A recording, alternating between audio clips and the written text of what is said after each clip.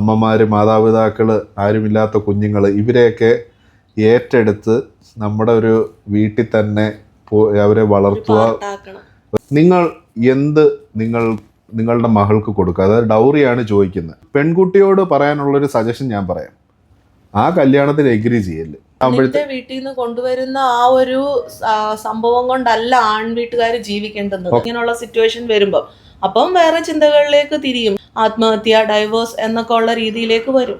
New കമ്മർ ഒരു businessman എന്നുള്ള രീതിയിൽ നമുക്ക് മുമ്പോട്ട് പോകാൻ വലിയൊരു പാടാണ്. കാരണം വരുമ്പോൾ ഒരു കാര്യം നോക്കണം, ഇന്ന് ശരിക്കും ഫേക്ക് ഓഫർ ലെറ്ററും കാര്യങ്ങളൊക്കെ ശരിക്കും ഇത് പ്രൊവൈഡ് ചെയ്യുന്നുണ്ട്. വന്നൊരു സുഹൃത്ത് അവരുടെ ബന്ധു കൊടുത്തു വിട്ടാണ് കുറേ മെഡിസിൻസ്.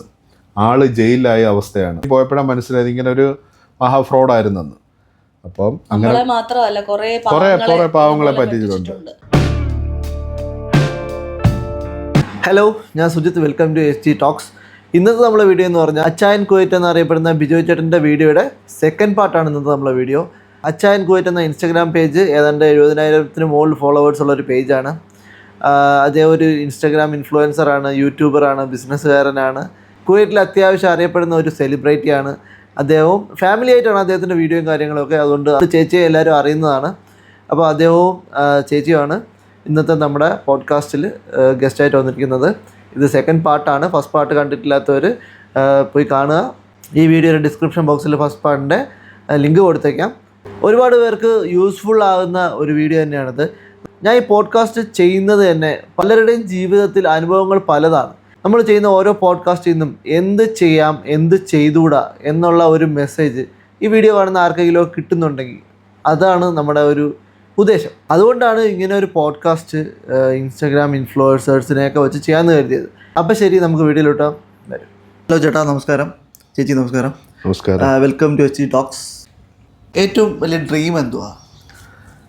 ഫസ്റ്റ് എന്ന് പറയുന്നത് ഞങ്ങളുടെ ഡ്രീം, ഞങ്ങളുടെ പേരൻസ് അവർക്ക് നല്ല രീതിയിലുള്ളൊരു ടേക്ക് കെയർ കൊടുക്കുക. നമുക്ക് ഇവിടെ നിന്നെന്ന് പറഞ്ഞാലും പ്രവാസത്തിൽ നിന്നെന്ന് പറഞ്ഞാലും പിന്നെ പേരൻസ്, സഹോദരങ്ങൾ അവർക്കൊരു ടേക്ക് കെയർ നല്ല രീതിയിൽ കൊടുക്കുക. നമ്മളിവിടെ പ്രവാസത്തിലുണ്ട് എന്നുള്ളൊരു ഫീല് അവർക്ക് വരില്ല. അവസാനം വരെ ഉള്ളൊരു ആഗ്രഹം അതാണ്. പിന്നെ ലൈഫിൽ വലിയൊരു ഡ്രീം എന്ന് പറഞ്ഞാൽ എനിക്ക് നാട്ടിൽ നമുക്ക് ദൈവ തമ്പുരാൻ എല്ലാവിധ അനുഗ്രഹങ്ങളും ആയുസ്സും എല്ലാം തരുവാണെങ്കിൽ എൻ്റെ ഒരു ആഗ്രഹം എന്ന് പറയുന്നത് ആരുമില്ലാത്ത കുറച്ച് ഞങ്ങളുടെ രണ്ടുപേരുടെ ആഗ്രഹമാണ്. ആരുമില്ലാത്തവർക്ക് നമുക്ക് പുരയിടങ്ങളൊക്കെ കിടപ്പുണ്ട്. അപ്പോൾ അവിടെ വേണമെങ്കിൽ ആശ്രിതരായിട്ടുള്ള ഒരു മന്ദിരമൊക്കെ ഉണ്ടാക്കണമെന്നുള്ളൊരു ആഗ്രഹമാണ്. കാരണം എന്ന് പറഞ്ഞാൽ അമ്മമാർ, മാതാപിതാക്കൾ, ആരുമില്ലാത്ത കുഞ്ഞുങ്ങൾ, ഇവരെയൊക്കെ ഏറ്റെടുത്ത് നമ്മുടെ ഒരു വീട്ടിൽ തന്നെ അവരെ വളർത്തുക, ഒരു പാർട്ടാക്കണമെന്നുള്ള വലിയൊരു ആഗ്രഹം എന്ന് പറഞ്ഞാൽ അതൊരു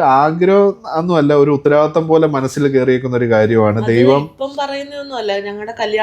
ആ സമയം പോലെ ഇപ്പോഴത്തെ അല്ല, പ്രവാസം തുടങ്ങിയപ്പം പോലുള്ള ഒരു കാര്യമാണ്. പക്ഷെ അതുമായിട്ട് അങ്ങനെ ചെയ്തില്ലെങ്കിൽ പോലും നാട്ടിൽ ചെന്നാലും പല പല കാര്യങ്ങളും ഞങ്ങൾക്ക് ചെയ്യാൻ പറ്റുന്നുണ്ട്. ഫ്യൂച്ചറിൽ ദൈവം എല്ലാവിധ ആ ഒരു സിറ്റുവേഷനും കാര്യങ്ങളൊക്കെ തന്നു കഴിഞ്ഞാൽ നമ്മൾ ചെയ്യണമെന്നുള്ള, ഇപ്പോൾ സിറ്റുവേഷൻ അല്ല, പറ്റുന്ന സിറ്റുവേഷനിലായാലും നാട്ടിൽ ഞങ്ങൾ പോകുന്ന സമയത്ത് അങ്ങനൊരു സങ്കേതവും കാര്യങ്ങളൊക്കെ നമ്മുടെ വീടിനോട് ചേർന്ന് തന്നെ ചെയ്യണമെന്ന്, മാതാപിതാക്കളെ, പിന്നെ ആരുമില്ലാത്ത കുഞ്ഞുങ്ങളെയൊക്കെ പരിപാലിക്കണമെന്നുള്ള വലിയൊരു ആഗ്രഹം മനസ്സിലുണ്ട്. ഞങ്ങൾ നാട്ടിൽ പോകുന്ന സമയത്താണെങ്കിലും അങ്ങനെയുള്ള സ്ഥലങ്ങളിൽ ഞങ്ങൾ പോയി വിസിറ്റ് ചെയ്യും. അവർക്ക് വേണ്ടുന്ന കാര്യങ്ങളൊക്കെ ചെയ്തു. അത് എല്ലാ രീതിയിലുള്ള വീഡിയോസ് ഒന്നും ഞങ്ങൾ അതൊന്നും വ്ളോഗായിട്ടൊന്നും എടുത്തിട്ടൊന്നുമില്ല. പക്ഷെ അതെല്ലാം ചെയ്യുന്നുണ്ട്, അനുഗ്രഹമായിട്ട് തന്നെ നടക്കുന്നുണ്ട് ഇപ്പോഴും. ചേച്ചി, ഒരു നേഴ്സ് എന്ന നിലയ്ക്ക് ജീവിതത്തിൽ ഇതുവരെ മറക്കാനാവാത്ത നല്ലതും ചീത്തയുമായിട്ടുള്ള അനുഭവങ്ങളുണ്ടാവും, അതൊന്ന് പറയാമോ? എൻ്റെ ഇത്രയും വർഷത്തെ എക്സ്പീരിയൻസിനിടയിൽ നമ്മുടെ ഈ ജോലിയിൽ ഒത്തിരി പല നാഷണാലിറ്റിയിലുള്ള ആൾക്കാർ വരുന്നുണ്ട്. അപ്പം അവരുടെ ചിലപ്പോൾ ആ ഒരു അസുഖത്തിൻ്റെ സിറ്റുവേഷൻ കൊണ്ടായിരിക്കും നമ്മളോട് ചിലപ്പം നല്ലതായിട്ടും ബിഹേവ് ചെയ്യും, ചിലപ്പം ചീത്തയായിട്ടും ബിഹേവ് ചെയ്യും. അത് നമ്മൾ ചിലപ്പം നമുക്കത് ഫീൽ ചെയ്യും. അത് നമ്മൾ അത്ര കാര്യമാക്കത്തില്ല. കാരണം ഇപ്പം നമ്മുടെ ഒരു അപ്പനോ അമ്മയോ ആണെങ്കിൽ പോലും അവർക്കൊരു ഇറിറ്റേഷൻ വരുമ്പോൾ നമ്മളോട് എങ്ങനെ ബിഹേവ് ചെയ്യും, അതേ രീതിയിൽ അതിനെ എടുക്കും. പിന്നെ നല്ലത് ചില ആൾക്കാർ നല്ല പോസിറ്റീവ് കാര്യങ്ങൾ നമ്മളോട് പറയും, നിങ്ങൾ ഇത്രയും കഷ്ടപ്പെടുന്നുണ്ടല്ലോ എന്നൊക്കെ പറയും. പക്ഷേ ചിലത് നമുക്ക് അവരുടെ ആ ഒരു സിറ്റുവേഷൻ വൈസ് ആയിരിക്കും അവർ നമ്മളോട് അങ്ങനെ ബിഹേവ് ചെയ്യുന്നത്. ചിലപ്പം പെയിൻ കാരണമായിരിക്കും, ചിലപ്പോൾ അവരുടെ മാനസികപരമായിട്ട് എന്തെങ്കിലും വിഷയങ്ങൾ കാരണമായിരിക്കും. അത് നമ്മുടെ ഒരു സഹോദരി അല്ലെങ്കിൽ സഹോദരൻ അല്ലെങ്കിൽ അമ്മ അപ്പൻ എന്ന രീതിയിൽ നമ്മൾ അതിനെ ടേക്ക് കെയർ അല്ല, ഇത് ചെയ്ത് പോകും. ഡ്യൂട്ടി കഴിഞ്ഞ് വരുമ്പോൾ ഞാൻ ചോദിക്കും ഓരോ കാര്യങ്ങൾ. ഇതെല്ലാം നമ്മുടെ അടുത്ത് പറയാം. എന്നിട്ട് ഞാൻ പറയുന്നത്, ഒരു അമ്മ അല്ലെങ്കിൽ ഒരു അപ്പൻ പ്രായമാവുന്ന അവസ്ഥയിൽ നമ്മളെ ചിലപ്പം നമ്മുടെ അടുത്ത് ഇറിറ്റേഷനോടെ, നമുക്ക് ഇറിറ്റേഷൻ ആവുന്ന രീതിയിൽ ചിലപ്പം പ്രതികരിച്ചെന്നിരിക്കും. പക്ഷേ നമ്മളൊരു അക്ഷരം ഉണ്ടല്ലോ. കാരണം അവരുടെ പ്രായം, അവരുടെ സിറ്റുവേഷൻ, അവരുടെ ആ ഒരു മാനസികാവസ്ഥ, ചിലപ്പോൾ ആ ഒരു സിറ്റുവേഷൻ നമ്മുടെ മാതാപിതാക്കൾക്ക് നാളെ അങ്ങനെ ഒരു അവസ്ഥ വന്നാൽ എന്ത് ചെയ്യും? നമ്മളെടുത്ത് കളയാൻ പറ്റും? ഒരിക്കലും ഇല്ല. ഞങ്ങൾ എപ്പോഴും ഷെയർ ചെയ്യും. രാത്രിയിൽ എന്താ ഇന്നത്തെ ന്യൂസ് എന്താണ്, ഇന്ന് ആരെയൊക്കെ ഫേസ് ചെയ്ത്, ഇതൊക്കെ അങ്ങോട്ടും ഇങ്ങോട്ടും ഷെയർ ചെയ്യും. പിന്നെ സഹനം, നേഴ്സുമാരെന്ന് പറഞ്ഞാൽ എന്താണ്, സഹനത്തിൻ്റെ ഒരു പ്രതീകമാണ് അല്ലേ? അത് നമ്മൾ അക്സെപ്റ്റ് ചെയ്താലേ പറ്റത്തുള്ളൂ. അത് ഏത് നാട്ടിൽ പോയെന്ന് പറഞ്ഞാലും. പിന്നെ ചിലതൊക്കെ നമ്മളും മനുഷ്യരാണ്, ഇവർ പറയുന്നതൊക്കെ ചിലപ്പോഴൊക്കെ പ്രതികരിക്കും. എന്നാലും ഞാൻ പറയും, പരമാവധി നമ്മളൊരു 99% നമ്മൾ മൗനം പാലിക്കുക. കാരണം ഫീൽഡിൽ ക്ഷമ ഭയങ്കര ഒരു ഇതുള്ള തീർച്ചയായും മാക്സിമം പറ്റില്ല. മാക്സിമം നമ്മുടെ എന്താ പറയുന്നത്, ക്ഷമയുടെ അങ്ങ് അറ്റം നമ്മൾ കണ്ടിട്ടാണെങ്കിൽ പോലും നമ്മൾ പിടിച്ചു നിൽക്കും. കാരണം ചില സാഹചര്യങ്ങൾ നമുക്ക് റിപ്ലൈ ചെയ്യാൻ പറ്റാത്ത സാഹചര്യങ്ങൾ വരും. കാരണം ഇവരുടെ ആ ഒരു നിസ്സഹായാവസ്ഥയായിരിക്കും. അപ്പം നമ്മുടെ കൂടെ ഉള്ളവർ നമ്മളോട് കൂടെ കോപ്പറേറ്റ് ചെയ്യുമ്പോൾ, ഈവൻ ഡോക്ടേഴ്സ് ആണെങ്കിലും കൂടെ വർക്ക് ചെയ്യുന്നവരാണെങ്കിലും ചിലപ്പോൾ ആ ഒരു സിറ്റുവേഷനിൽ നമ്മളെ വന്ന് ഹെൽപ്പ് ചെയ്യും. അങ്ങനെയൊക്കെയുള്ള സാഹചര്യങ്ങളിൽ നമ്മൾ ചിലപ്പം പെട്ടുപോകുന്നൊരവസ്ഥകളുണ്ട്. പുതുതായിട്ട് മാരേജ് കഴിയുന്ന പെൺകുട്ടികൾ, ഇപ്പം നമ്മൾ പൊതുവേ കേട്ടുവരുന്ന ഒരു വാർത്ത തന്നെയാണ് മെയിൻലി ഹസ്ബൻഡിൻ്റെ ഭാഗത്ത് നിന്ന് ഡൗറിയുടെ ഇഷ്യൂ ആയിട്ട് ബന്ധപ്പെട്ടുള്ള ശാരീരിക പീഡനം, മാനസിക പീഡനം, പിന്നെ ഹസ്ബൻഡിൻ്റെ ഫാമിലി എന്നുള്ള ഒരു പ്രഷർ. അപ്പോൾ അങ്ങനെ ചില പെൺകുട്ടികൾ ആത്മഹത്യ ചെയ്യുന്നുണ്ട്. ഈ ഇടയ്ക്ക് തന്നെ ഒരു പെൺകുട്ടി കൊച്ചിനെ കൊന്നിട്ട് ആത്മഹത്യ ചെയ്തു. അപ്പോൾ അങ്ങനെയൊക്കെയുള്ള ഒരു ഇതിൽ ഇത്രയും വർഷത്തെ ഒരു ഫാമിലി ലൈഫ് എക്സ്പീരിയൻസ്ഡ് ആയിട്ടുള്ള നിങ്ങൾക്ക് രണ്ടുപേർക്കും എന്താ പറയുള്ളത്? അല്ല, ഇന്ന് പിന്നെ ലവ് മാരേജിനെ സപ്പോർട്ട് ചെയ്യുന്നുണ്ട്, അങ്ങോട്ടും ഇങ്ങോട്ടും അറിഞ്ഞിട്ടുള്ള ലൈഫ് സ്റ്റാർട്ട് ചെയ്യുവാണ്, അതിനെ സപ്പോർട്ട് ചെയ്യുന്നുണ്ട്. പക്ഷേ നമ്മുടെ നാട്ടിൽ കുറച്ച് കീഴ്വഴക്കങ്ങളുണ്ട്. അറേഞ്ച് മാരേജ്, ഓക്കെ, അതും നമ്മുടെ നാട്ടിലൊരു കൾച്ചറാണ്, അതിനെ ഫോളോ ചെയ്യുന്നുണ്ട് എല്ലാവരും. പക്ഷേ ഒരു കാര്യം അതിനകത്ത് പറയാനുണ്ട്. ഒരു കല്യാണം ആലോചനയായിട്ടൊരു വീട്ടിൽ പോകുമ്പോഴത്തേക്കും, ഒരു എൻഗേജിന് മുമ്പായിട്ട് എല്ലാവരും അവിടെ കാരണവന്മാർ പോകും. അവിടെ കോമൺ ആയിട്ട് ചോദിക്കുന്നൊരു കാര്യമാണ്, നിങ്ങൾ എന്ത് നിങ്ങളുടെ മകൾക്ക് കൊടുക്കുക. അതായത് ഡൗറിയാണ് ചോദിക്കുന്നത്. അത് ഈ കാരണവന്മാരുടെ ഒരു എന്താ പറയുന്ന മനസ്സിനകത്ത് വെച്ചേക്കുന്ന ഒരു സംഭവങ്ങളാണ്. ആ ചോദ്യത്തെ അവിടെ നിർത്തണം. അതാണ് ഫസ്റ്റ് ചെയ്യേണ്ടത്. ഞാൻ എൻ്റെ വല്യപ്പന്മാർ പോയപ്പോഴെല്ലാം ചോദിച്ചാൽ, ആ വീട്ടിൽ ചെന്നിട്ട് നിങ്ങൾ നിങ്ങളുടെ മോക്ക് എന്ത് കൊടുക്കും, നിങ്ങൾ എന്താണ് മാറ്റി വെച്ചേക്കുന്നത് എന്നുള്ളൊരു സംസാരം ഞാനും എൻ്റെ ഫാദറൊക്കെ സംസാരിച്ചിട്ടുള്ളത്. ഞങ്ങൾക്ക് അതിനോട് താല്പര്യമില്ല. കാരണം അത് അങ്ങനെയുള്ളൊരു കച്ചവട വ്യവസ്ഥയെന്ന് പറയുന്നത് നമ്മുടെ നാട്ടിൽ മാറേണ്ട അവസ്ഥ എന്നേ കഴിഞ്ഞിരിക്കുന്ന. അതിനു വേണ്ടി ഇനിയുള്ള ന്യൂലി മാരേജ് ചെയ്യുന്ന, അത് ആണാണോ പെണ്ണാണോ, നിങ്ങൾ കല്യാണം കഴിക്കുന്നതിന് മുമ്പ് എന്താന്ന് പറഞ്ഞാലും അങ്ങോട്ടും ഇങ്ങോട്ടും ബന്ധപ്പെടുന്ന സമയത്ത് ഫോണിലൂടെ സംസാരിക്കുന്ന കുറച്ച് കാര്യങ്ങളുണ്ട്. സ്നേഹത്തോടെ എല്ലാ കാര്യങ്ങളും അങ്ങോട്ടും ഇങ്ങോട്ടും ഷെയർ. ഈ കാര്യങ്ങൾ സംസാരിക്കേണ്ടത് ഇനി കാരണവന്മാർക്ക് വിട്ടുകൊടുക്കേണ്ട ആവശ്യമില്ല. നിങ്ങൾ ആണും പെണ്ണും ആണ് ഇത് തീരുമാനിക്കേണ്ടത്. ഞങ്ങളുടെ കല്യാണമാണ്. ഞങ്ങളുടെ കല്യാണത്തിന് വരുമ്പോഴത്തേക്ക് ഓക്കെ, രണ്ടുപേരും ഓക്കെ ആയി കഴിഞ്ഞാൽ കാരണവന്മാരെടുത്ത് പെണ്ണാണെങ്കിൽ പെണ്ണിൻ്റെ സൈഡിലാണെങ്കിൽ ആണിൻ്റെ സൈഡിലാണെന്ന് പറയേണ്ട ഒരു കാര്യമാണ്. അവിടെ ചെന്നിട്ട് ഈ ഡൗറി, ഈ ഒരു കാര്യം സംസാരിക്കേണ്ട ആവശ്യമില്ല. നിങ്ങൾക്ക് വീട്, കാര്യങ്ങൾ, പെണ്ണിൻ്റെ അച്ഛൻ, അമ്മ, സഹോദരങ്ങൾ, ഇതെല്ലാം ഇഷ്ടപ്പെടുക, മുന്നോട്ട് ജീവിക്കേണ്ട ഞങ്ങളാണ്. നമുക്ക് ആണിനും പെണ്ണിനും കഴിവുണ്ടെങ്കിൽ ദൈവം കഴിവ് വന്നിട്ടുണ്ട്, വിദ്യാഭ്യാസം പെണ്ണാണോ ഒരാണാണോ, അവർക്ക് അവരുടെ പാരന്റ്സ് അവരാൽ പറ്റുന്ന ഒരു വിദ്യാഭ്യാസം അവർക്ക് നേടിക്കൊടുക്കുന്നുണ്ട്. അതിൽ നിന്ന് അവർക്കൊരു ഏണിങ് അവർക്ക് കിട്ടുന്നുണ്ട്. അതിൽ അവർ സാറ്റിസ്ഫൈഡ് ആയിരിക്കണം. അങ്ങനെ ഉണ്ടെങ്കിൽ മാത്രമേ ഒരു കല്യാണം എന്നൊരു ചിന്ത പോലും വരാവൂ. അത് ഇനി നിയമത്തിന് എല്ലാ നിയമവ്യവസ്ഥകൾ വരല് എന്നുള്ള രീതിയിലുള്ള കാര്യമായിട്ടിരിക്കല്ലേ ചെയ്യേണ്ടത്. നിങ്ങൾ കപ്പിൾസ് ചെയ്യേണ്ട ഒരു കാര്യമാണ്, രണ്ടുപേരുടെയും വീട്ടിൽ പറയുക. അല്ലാത്ത വശം പെൺകുട്ടിയോട് പറയാനുള്ളൊരു സജഷൻ ഞാൻ പറയാം, ആ കല്യാണത്തിന് എഗ്രി ചെയ്യല്. കാരണം ആ ആണ് നിങ്ങൾ തമ്മിൽ സംസാരിച്ചിട്ട് ആ പുള്ളിക്കാരൻ കെട്ടാൻ പോകുന്ന പയ്യൻ ഇതിനകത്ത് അക്സെപ്റ്റ് അല്ലെങ്കിൽ അവനും ആ ഒരു പണമോഹിയാണ്. അങ്ങനെ ആകുമ്പോഴത്തേക്ക് വീട്ടിൽ നിന്ന് കൊണ്ടുവരുന്ന ആ ഒരു സംഭവം കൊണ്ടല്ല ആൺവീട്ടുകാർ ജീവിക്കേണ്ടത്. ഓക്കെ, ആ ഒരു സിറ്റുവേഷൻ വരുവാണെങ്കിൽ പെൺകുട്ടിയോട് പറയാനുള്ളൊരു കാര്യം, അവനെ അങ്ങ് വിട്ടേക്കണം, വേറെ നല്ലത് വരും, അത്രേ ഉള്ളൂ. ഒരു കല്യാണം കഴിക്കാൻ വേണ്ടി ഇങ്ങനെ പെട്ടെന്ന് അടിച്ചു കൂട്ടുന്ന ഒരു പരിപാടി അല്ലെങ്കിൽ ഡൗറി കച്ചവടം, ആ പരിപാടി നിർത്തേണ്ടത് എന്നേ അതിക്രമിച്ചു കഴിഞ്ഞു. ഗവൺമെൻറ്റൊക്കെ ഓൾറെഡി നിയമങ്ങൾ ഇറക്കിയേക്കുന്നതാണ്. ഇങ്ങനെയുള്ള ഡൗറി ഈ കച്ചവട വ്യവസ്ഥ എന്ന് പറയുന്ന സ്ത്രീധനം ചോദിക്കുന്നതെന്ന് പറയുന്നത് വലിയൊരു കുറ്റാർഹമാണ്. പക്ഷെ ഇത് നമ്മുടെ നാട്ടിലൊരു കൾച്ചറുണ്ട്. കാരണവന്മാര് ഇപ്പം നമ്മുടെ പൂർവ്വ പിതാക്കന്മാരായിട്ട് കൊണ്ടുവന്ന ഒരു നിയമോ നല്ലൊരു ചട്ടക്കൂടെന്ന് പറയാം അതിനെ. അതിപ്പോ ഈവൻ നമ്മുടെ പേരൻസ് ആണേലും ഇപ്പൊ എൻ്റെ മോളെ കല്യാണം കഴിച്ചു, അവർക്ക് എന്താ നമ്മളിലൊരു വിഹിതം കൊടുക്കാനുള്ളത് അവർ സന്തോഷത്തോടെ കൊടുക്കുക. അത് ആരാണെങ്കിലും അത് അക്സെപ്റ്റ് ചെയ്യാനുള്ള, അത് തുച്ഛമായതാണേലും വലുതാണേലും അക്സെപ്റ്റ് ചെയ്യാനുള്ളൊരു മനസ്സ് ആണിനാണേലും പെണ്ണിനാണേലും ഉണ്ടാവണം. ആണും പെണ്ണും തീരുമാനിച്ചോണം. നിങ്ങളാണ് ജീവിക്കേണ്ടത്, അതായത് നമ്മളാണ് ജീവിക്കേണ്ടത് മുമ്പോട്ട്. പൈസയ്ക്ക് വേണ്ടി എന്നും വീട്ടിൽ ഈ ഒരു സംസാരം നടന്ന ഇത് അവസാനം ചെന്നെത്തുന്നതെന്ന് പറയുന്നത് വലിയൊരു ക്രൈമിലായിരിക്കും. ന്യൂലി മാരീഡ് ആയിട്ടുള്ള പെൺപിള്ളേരുടെ കാര്യമാണ് ഇപ്പോൾ പറഞ്ഞുകൊണ്ടിരിക്കുന്നത്. ആത്മഹത്യ കഴിയുമ്പോഴാണ് പല പേരൻസും പറയണത് അവരോടൊന്നും പറഞ്ഞിട്ടില്ല, അവർക്കൊന്നും അറിയില്ല, അങ്ങനെയുള്ള കാര്യങ്ങൾ.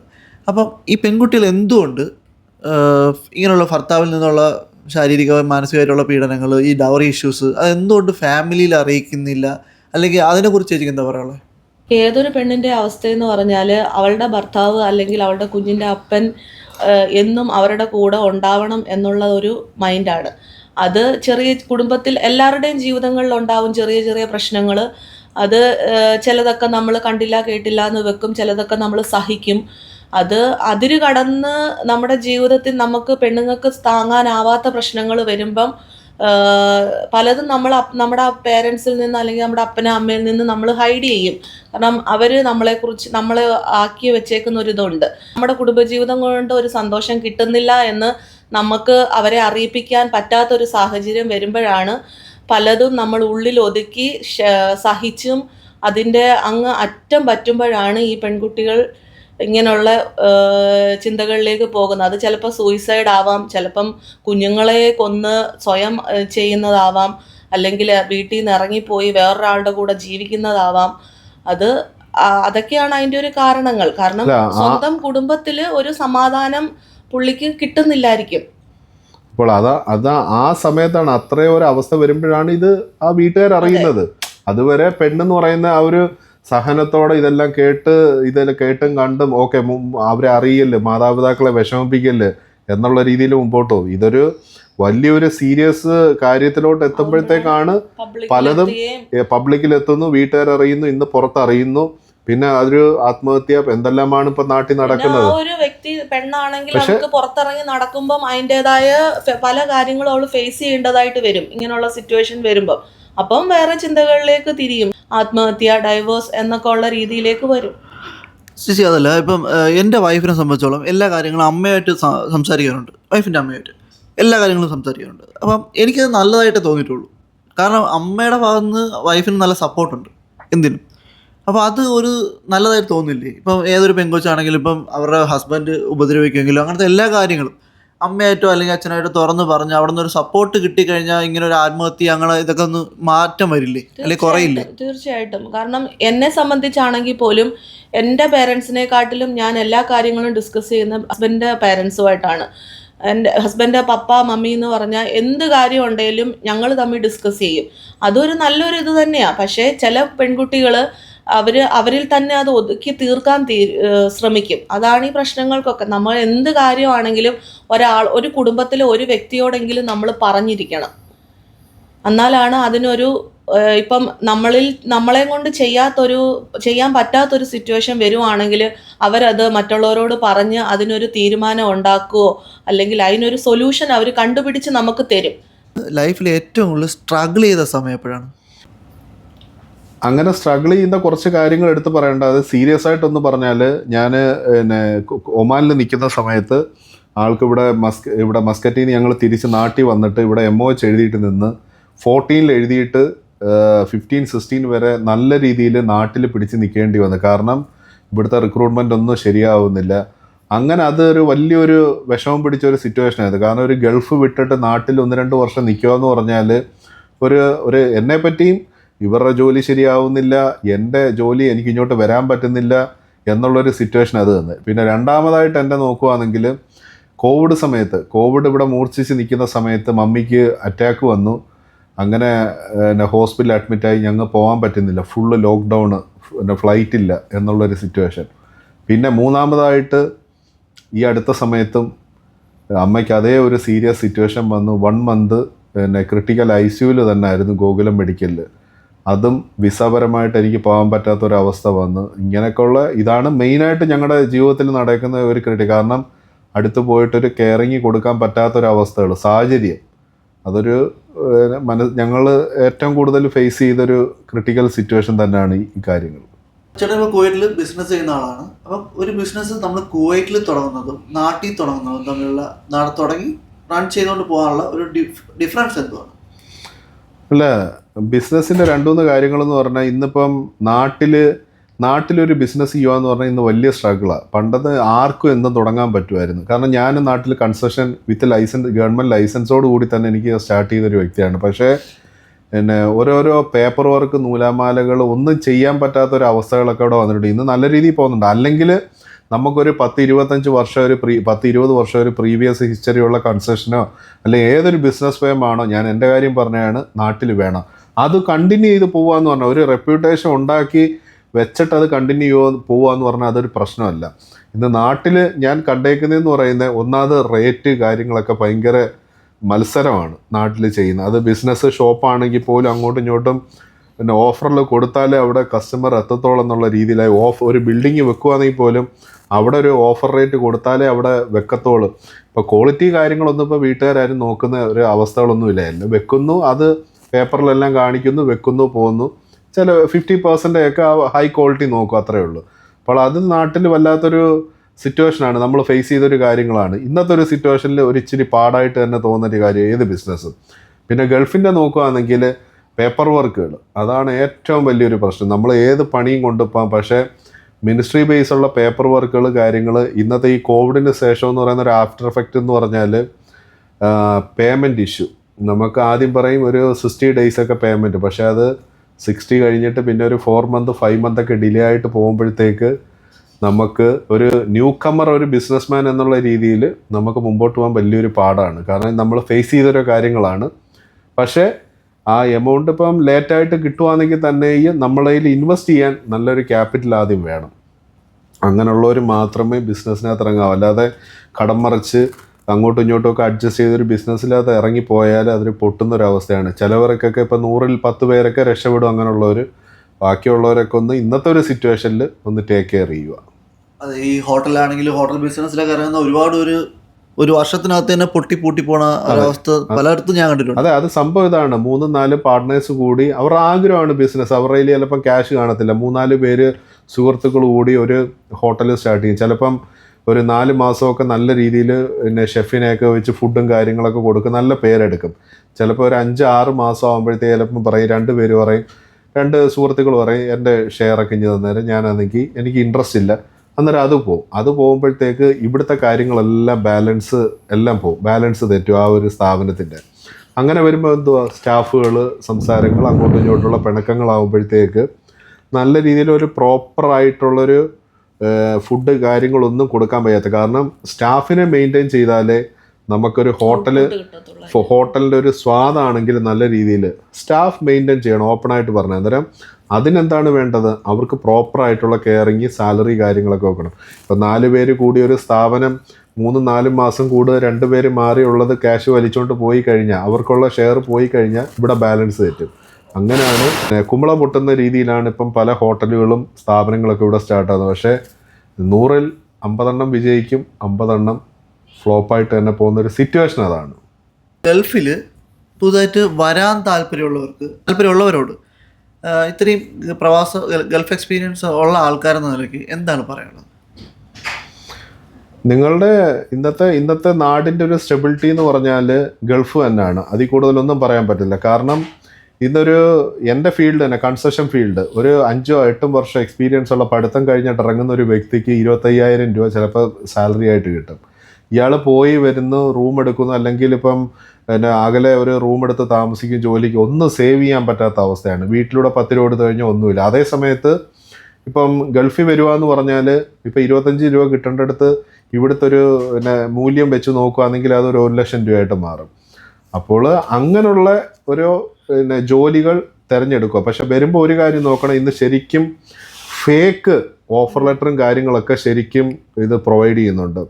ആൾക്കാരുടെ കയ്യിൽ നിന്ന് പൈസ എടുക്കുക, പ്രീ മെഡിക്കൽ എടുക്കുക, അല്ലെങ്കിൽ നിങ്ങളുടെ CB അയച്ചു തരുമ്പോഴത്തേക്ക് ഇന്ന ബേസ് അഡ്വാൻസ് പേയ്മെൻറ്റ് കൊടുക്കുക. അന്നേരം പുതുതായിട്ട് ഗൾഫിൽ വരുന്നവർ ഈ ഒരു കുറച്ച് കാര്യങ്ങൾ ടേക്ക് കെയർ ചെയ്യണം.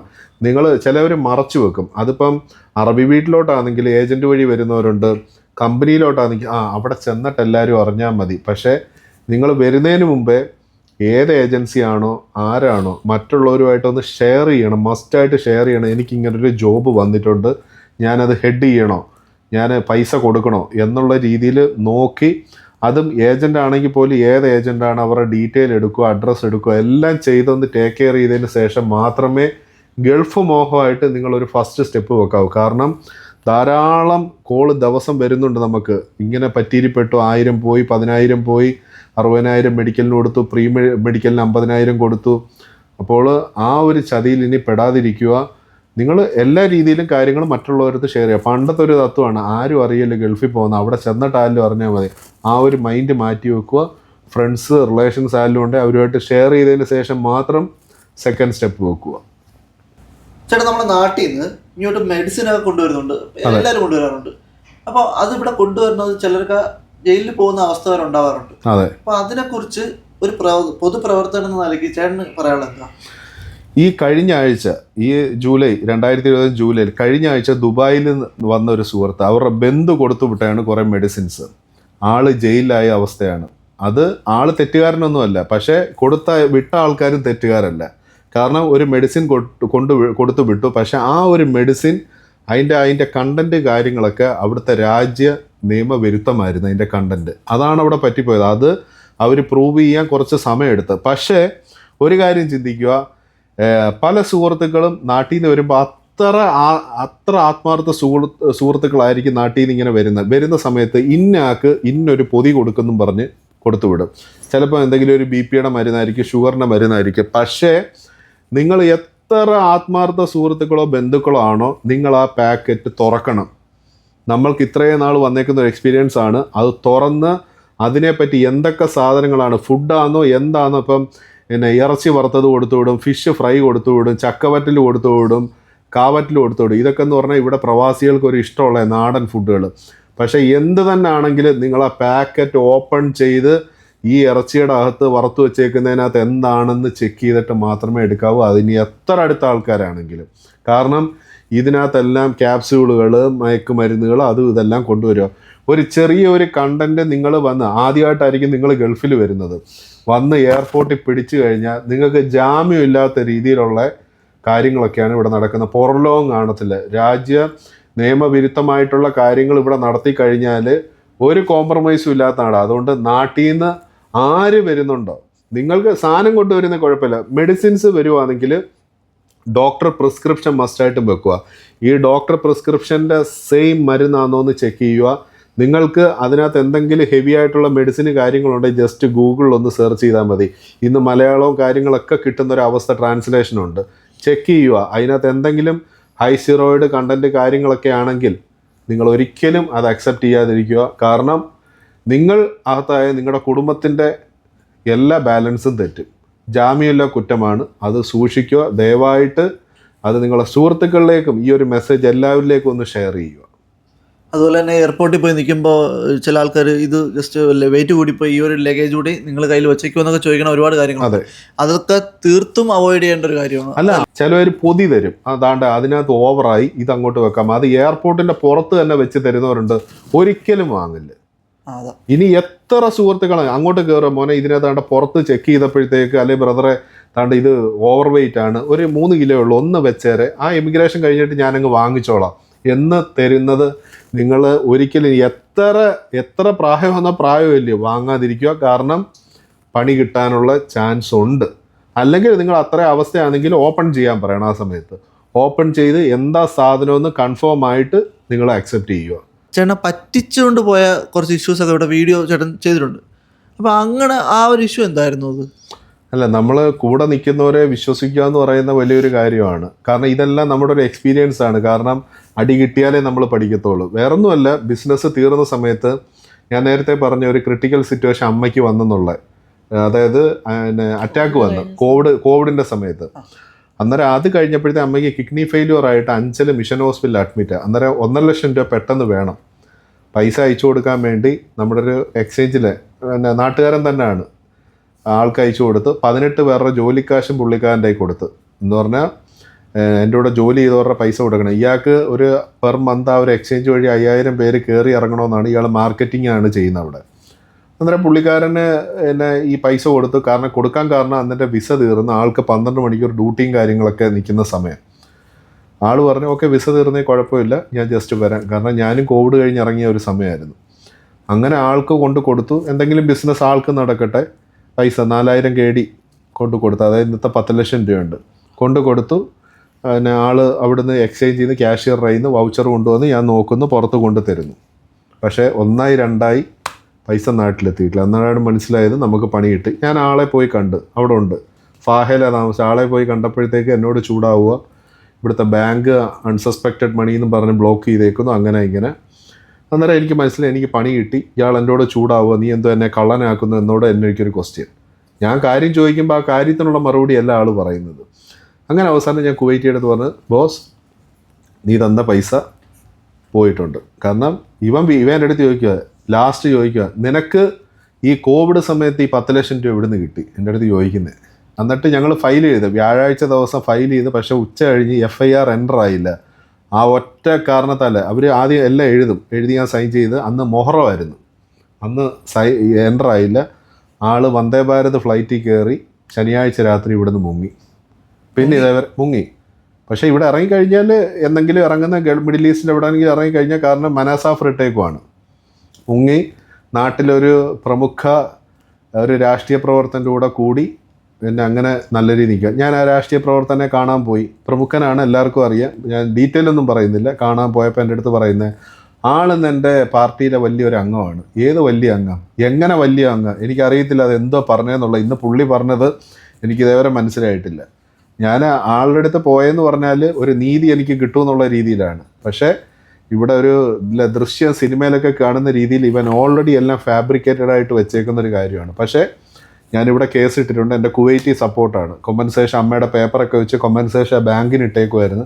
ബാങ്കുകാരും ഇവന് കേസ് ഇട്ടേക്കും. അതുകൊണ്ട് നാട്ടിൽ കൂടുതൽ കാര്യമില്ലാത്ത രീതിയിൽ, കേസോ കാര്യങ്ങളോ ഇല്ലാത്ത രീതിയിൽ ഞങ്ങൾ കേസ് ഫയൽ ചെയ്തിട്ടുണ്ട്. അത് വേറെ രീതി ഫാബ്രിക്കേറ്റഡ് ആയിട്ട് മാറ്റി വെച്ചേക്കുന്നു. അപ്പം രാഷ്ട്രീയ സപ്പോർട്ട് എന്ന് പറയുന്ന ഒരു വലിയൊരു കാര്യം എനിക്ക് അവിടെ മനസ്സിലായി. കാരണം ഒരു പ്രവാസി ചെന്ന ഒരു രാഷ്ട്രീയക്കാരൻ്റെ അടുത്ത് റിക്വസ്റ്റ് ചെയ്യുമ്പോഴത്തേക്ക് അവിടെ വാല്യൂ ഇല്ലെന്നുള്ളത് എനിക്ക് മനസ്സിലായി. അവിടെ വാല്യൂ വരണമെങ്കിൽ വേറെ രീതിയിലുള്ള സംഭവങ്ങൾ അവിടെ നടക്കണം. അന്നേരം ഞാനത് വിട്ടു. കാരണം നമ്മുടെ കുവൈറ്റി പറഞ്ഞു, സ്പോൺസർ പറഞ്ഞു വിഷമിക്കേണ്ട, 4 പോയിട്ടുണ്ടെങ്കിൽ 8 നമുക്ക് കോമ്പൻസേഷനായിട്ട് കിട്ടും. കാരണം ബാങ്ക് ഇവിടെ ഉണ്ട്, ബാങ്കിൻ്റെ കള്ള റെസിപ്റ്റാണ് തന്നേക്കുന്നത്. ഈ വ്യക്തി ബാങ്കിൽ വർക്ക് ചെയ്യുന്ന ഒരു വ്യക്തിയായിരുന്നു അവിടെ. അവർ ടെർമിനേറ്റ് ചെയ്തു കാരണത്താൽ. ഇതൊന്നും നമുക്കറിയത്തില്ലായിരുന്നു. അങ്ങനെ ഒരു വലിയൊരു ഇഷ്യൂ അന്ന് അവിടെ നടന്ന് ഇപ്പോഴും കേസ് നടക്കുവാണ്. അതിൻ്റെ ആള് നാട്ടിൽ എന്തു പറയുന്നത് എല്ലാവരുടെയും മുമ്പിൽ യോഗ്യനായിട്ട് നടക്കുന്നുണ്ട് എന്ന് അറിയുന്നുണ്ട്. അപ്പോൾ കോമ്പൻസേഷൻ ഇവിടുന്ന് കിട്ടുമോ? കിട്ടും, അത് ഉറപ്പായിട്ട്. കാരണം ഇവിടുത്തെ ഒമാൻ എക്സ്ചേഞ്ച് എന്ന് പറഞ്ഞാൽ വലിയൊരു എക്സ്ചേഞ്ചാണ്. അപ്പോൾ അതിലൊരു ജോലി ചെയ്തൊരു വ്യക്തിയാണ് ആള് അവർ ടെർമിനേറ്റ് ചെയ്ത് കളഞ്ഞു എന്ന് ഒരു പന്നൊരു രീതിയിലാണ് അവർ ടെർമിനേറ്റ് ചെയ്തേക്കുന്നത്. അതിൻ്റെ ഞങ്ങൾ എൻ്റെ കൺട്രി ഓഫീസിലൊക്കെ ഹെഡ് ഓഫീസിലൊക്കെ ഞാനും കുവൈറ്റിൽ പോയപ്പോഴാണ് മനസ്സിലായത് ഇങ്ങനെ ഒരു മഹാ ഫ്രോഡായിരുന്നെന്ന്. അപ്പം അങ്ങനെ കുറേ പാവങ്ങളെ പറ്റിച്ചിട്ടുണ്ട്. അപ്പോൾ അവനുമായിട്ട് ബന്ധപ്പെട്ട ചില ആൾക്കാർ ഇവിടെ ഉണ്ട്. അവന്മാർ ഇവിടെ പറ്റിയിട്ട് നടക്കുവാന്ന്. വരും ദിവസങ്ങളിൽ അവന്മാരുടെ പറ്റിയിലും കാര്യങ്ങളെല്ലാം മീഡിയയിൽ എത്തിയിരിക്കും. അത് ഉറപ്പാണ്. ഉറപ്പെന്ന് പറഞ്ഞാൽ വിത്ത് പ്രൂഫ് സഹിതമാണ് സാധാരണക്കാർ നമ്മളെ പണി ചെയ്യിപ്പിക്കുകയോ കാശ് കൊടുക്കുന്നില്ല. ഇതൊക്കെ തന്നെയാണ് ഇവിടെ നടക്കുന്നത്. അവൻ്റെ വാല്യുകളെന്ന് പറയാം. ഓക്കെ ചേട്ടാ, ഭാവിയിൽ അടുത്തൊരു സ്റ്റെപ്പ് എന്ന് പറയുന്നത് എന്തായിരിക്കും അടുത്ത നിങ്ങളുടെ പരിപാടി? ഇത്രയും നേരം ഞാൻ ഈ ഒരു ഇൻ്റർവ്യൂവിൽ പറഞ്ഞില്ലേ, നമ്മുടെ ലൈഫാണ് പറഞ്ഞത്. ഒന്നും ഒരു ഫാബ്രിക്കേറ്റഡ് അല്ല. എന്ത് പോസിറ്റീവ് നെഗറ്റീവ് വന്നെന്ന് പറഞ്ഞാലും നമുക്ക് ഇന്ന് ഈ നിമിഷം വരെ എങ്ങനെയാണ് പോയത്, പറ്റുന്ന രീതിയിലുള്ള കാര്യങ്ങൾ ഞങ്ങളുടെ ആരോഗ്യത്തിന് പറ്റുന്ന രീതിയിൽ മറ്റുള്ളവർക്ക് ഒരു കെയറായിട്ട് ഞങ്ങൾ കുടുംബം ഇവിടെ കുവൈറ്റിലുണ്ട്. നമ്മളാൽ പറ്റുന്ന എന്ത് കാര്യവും ഞങ്ങൾ ചെയ്തിരിക്കും. അത് ആ ഒരു വാതിൽ ഞങ്ങളുടെ വീടിൻ്റെ തുറന്ന് കിടപ്പുണ്ട്. അത് അവസാനം വരെ പോകണമെന്നുള്ളൊരു ആഗ്രഹമാണ് ഞങ്ങളൊരു മനസ്സോടെ പറയുന്നത്. അപ്പോൾ നിങ്ങളുടെ പ്രാർത്ഥന ഞങ്ങൾക്ക് വേണം, സപ്പോർട്ട് വേണം. എന്തായാലും നമ്മൾ സോഷ്യൽ മീഡിയയിൽ ഇങ്ങനെ നിൽക്കുവാണ്. അത് അവസാനം വരെ നല്ല രീതിയിൽ പോകണം. അത് ഞങ്ങൾ കുടുംബമായിട്ട് ഇവിടെ കാണും. അപ്പോൾ എല്ലാവരും പ്രാർത്ഥിക്കുക, സപ്പോർട്ട് ചെയ്യുക. ഈ വീഡിയോ നമ്മളിവിടെ അവസാനിപ്പിക്കുന്നു. ഈ വീഡിയോ ഇഷ്ടപ്പെട്ടെങ്കിൽ ലൈക്ക് ചെയ്യുക. നമ്മുടെ ചാനൽ സബ്സ്ക്രൈബ് ചെയ്തിട്ടേ സബ്സ്ക്രൈബ് ചെയ്യുക. അച്ചായൻ കുവൈറ്റിൻ്റെ ഇൻസ്റ്റാഗ്രാം പേജും യൂട്യൂബ് ലിങ്കും ഒക്കെ ഞാൻ ഡിസ്ക്രിപ്ഷൻ ബോക്സിൽ കൊടുത്തേക്കാം. താല്പര്യമുള്ളവർ കയറി ഫോളോ ചെയ്യുക, സബ്സ്ക്രൈബ് ചെയ്യുക. അപ്പോൾ അടുത്ത നല്ലൊരു വീഡിയോ ആയിട്ട് വീണ്ടും കാണുന്നവരത്തേക്കും ബൈ.